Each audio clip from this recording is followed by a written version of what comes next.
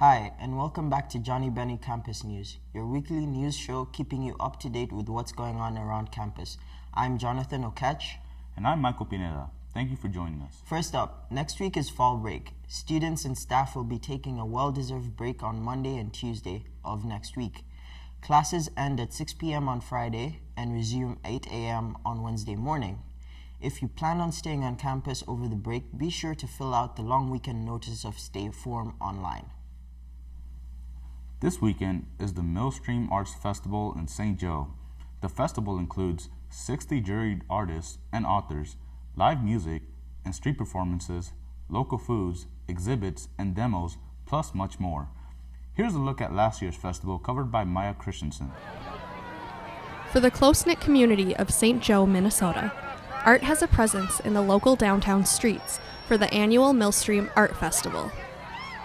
Yeah, Millstream is a big community event that involves anyone that has an art. So making baked goods to making jewelry. And we've been a part of the community and a part of Millstream since the beginning with the bakery. So it's just been a lineage thing that we've continued to do and come to and have a great time every year. So this year, Millstream hosted 55 artists, including 17 new artists. Being this our first year is really exciting, and I love the community out here and everyone that supports it, and I'm really excited to come back next year and see what's in store. The Juried Art Festival hosts judges that choose Best in Show for first, second, and third place in different categories. This is our first year. We were actually recipients of the Jim Loso Legacy Award. Jim Loso was a big part of the community here in St. Joseph, and it's a kind of an honor to be able to fill his footsteps, and continue his legacy by exhibiting our artwork in his community. Besides having their artwork judged, artists can sell their pieces or perform live. Also, we have a lot of fun interactive activities for adults and children. So we have street chalk artists, super cool. We have a children's art booth, and so they can go and make a craft. Really great food vendors from all over central Minnesota and some from the cities. We have this really cool group from the cities that does junk music, so they're banging on the drums. So lots of interactive kind of things that includes people that come to the festival. But what really draws the crowd is the community engagement. So come down and be part of it, be part of the community that you all live in. Maya Christensen, Johnnie Bennie Campus News. Thanks, Maya. The festival will take place Sunday, September 29th from 11 a.m. to 5 p.m. Alumni artist Chloe Briggs is currently exhibiting a close and introspective portraiture series at the CSB Goretzky Gallery, located at the Benedicta Art Center at the College of St. Benedict's. Chloe's work examines the use of space, white space, ambiguity, and the messages we receive through non-verbal body language. Her oil on canvas realism is based upon live models. CSB hours Tuesday to Thursday, 10 a.m. to 9 p.m.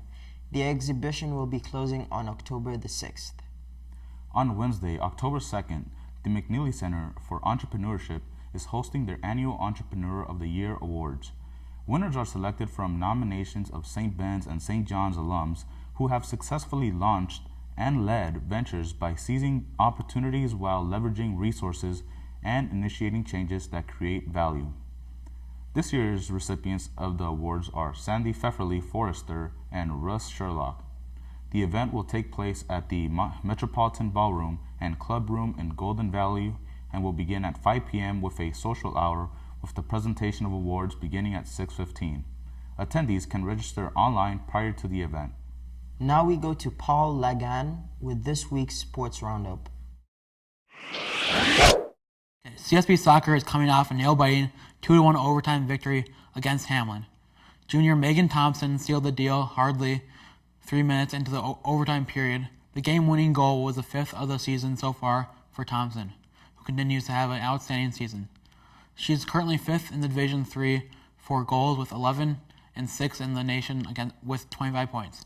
Bennie Soccer wants to keep the hot streak alive in their home game against McAllister on Saturday, September 28th at 3:30 p.m. Johnnie Soccer nearly took down undefeated Wisconsin Whitewater.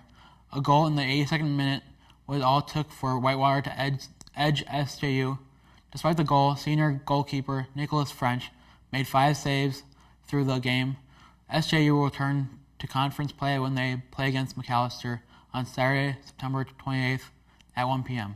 CSB cross country finished 12th out of 21 teams that competed in the championship 5K race at Notre Dame. Sophomore Katie Barclay was the top finisher for CSB as she placed 33rd out of 64 runners. Aubrey Shepard and Haley Johnson weren't far behind as they took 35th and 37th. SJU cross country placed 5th out of 16 teams at Carleton's Running of the Cows this past weekend. In a total of 220 runners, SJU senior Trey Collins earned a 7th place finish, followed short by Dylan Diekman, who came in 20th. The Johnnies have some time off until their next meeting at the Wisconsin Eau Claire Invitational on Friday, October 4th. CSB Golf had 5 golfers place top 50 in their latest round as the team of Bennies finished 9th with a 2-round total of 679. Individuals junior Emily Olson and Bridget Amundsen tied for 21st to lead the team. This was the final action CSB Golf will see before they compete in the MIAC Championship, which will be held Saturday, September 28th through Monday, September 30th. 15th ranked SJU Golf placed 5th out of 22 teams at their Fall Invitational this past weekend. Leading SJU was senior David Schneider, posting a 3 over par, 74 total to tie for 8th place out of 120 golfers. The next time Johnnie golfers will see this action at the Twin Cities, hosted by Gus Davis, starting Saturday, September 28th and continuing through Monday, September 30th. CSB Volleyball came away with a 5-set win in their last matchup. Junior Madison Weiss had a great performance with a career-best 26 kills along with 5 solo blocks. At an impressive 13-1 record, they are hungry to keep their winning streak alive when they take on UW River Falls on Friday, September 27th at 5 p.m. This was the first game of the weekend tournament for the Bennies. Number 4 ranked SJU football forced 3 turnovers in their last game to help beat Gustavus 33-21. Senior quarterback Jackson Erdman threw for 335 yards and 4 touchdowns.